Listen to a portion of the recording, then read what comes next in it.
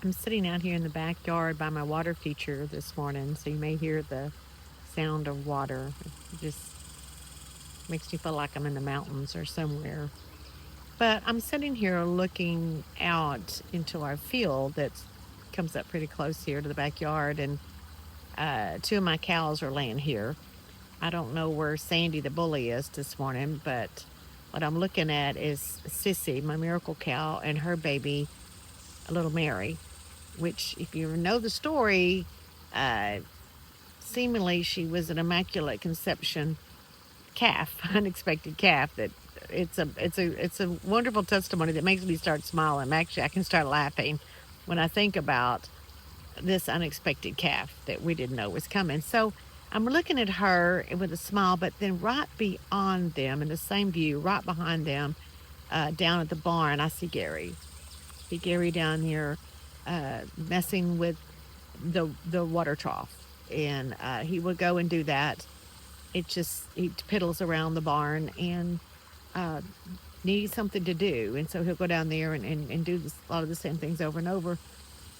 Sometimes leaves the water on, and needless to say, we have some pretty large water bills from time to time if I don't go down there and check things. But it's amazing. I can sit here and remember the miracles that God has done with these animals. And then right behind it, I'm watching this awesome husband of mine who's just been such a gift to the world. He's truly been a father to the fatherless. He's truly been a shepherd. With us pastoring, not just senior pastors at Christian Gathering for 13 years, but we were youth pastors. We've just pastored. It's just a gift. A pastor just means shepherd. We've shepherded people. We shepherded foster kids. We shepherded people through so many different things in our life. And to see this man who means so much to so many, I keep getting people reaching out to me, and even my boys from the years past when I was a chaplain. I might have been the chaplain, but they're writing me how important Gary was in their life. I might have been the preacher, the one bringing the message, but Gary is shepherded. We've always been a team. And this time last year, we retired because I just didn't have the team anymore.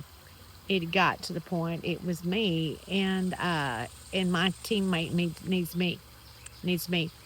But it doesn't make it any easier to see him struggling. But I'm reminded as I look at these cows, uh, things just have a way of having what I call a plot twist.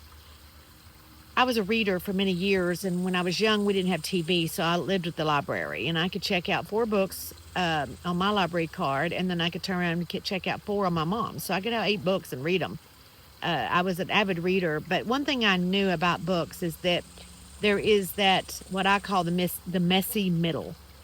It's when you get in the middle of it and you thought you know who was going to do it, who was the person that was going to do the crime, or maybe the person they were going to fall in love with. It's according to what kind of book I was talking about. I love mysteries, and I love um history books, and I love good romance books, especially if it's mixed with a little bit of a drama or mystery.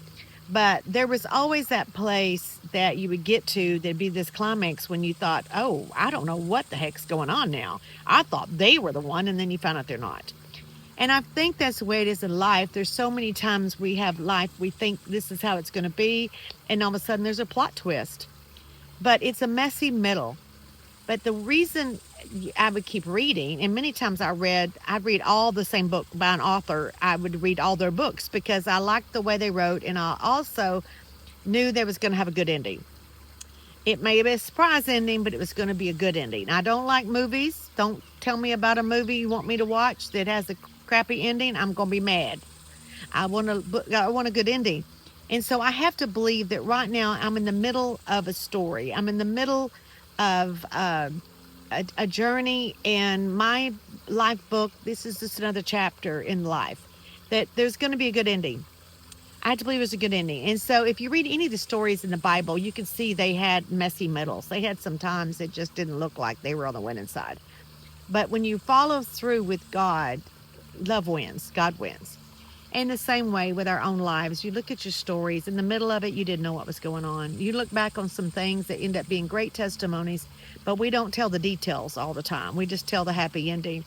But I'm so glad right now that I can be assured that God is still authoring the big picture. I get to make decisions, and I can do this easy or I can do it hard. But when I've put my life in his hands and I've trusted him, I have to believe that he's going to work all things together for good. Why? I can believe that. Romans 8:28, because I love him. And because I know I've been called according to his purpose. I'm not trying to do Pam's purpose. I might end up doing that sometimes, but it's not intentional. I know that he said, for and you know all things work together for good. Just for anybody? No, it didn't say that. It says for those that love God and those that have been called according to his purpose. Didn't say the people that are all perfect and people get it all together and don't make bad mistakes. No, you love him, just love him. Love him because he first loved you. Love him and realize that he's got purpose in your life.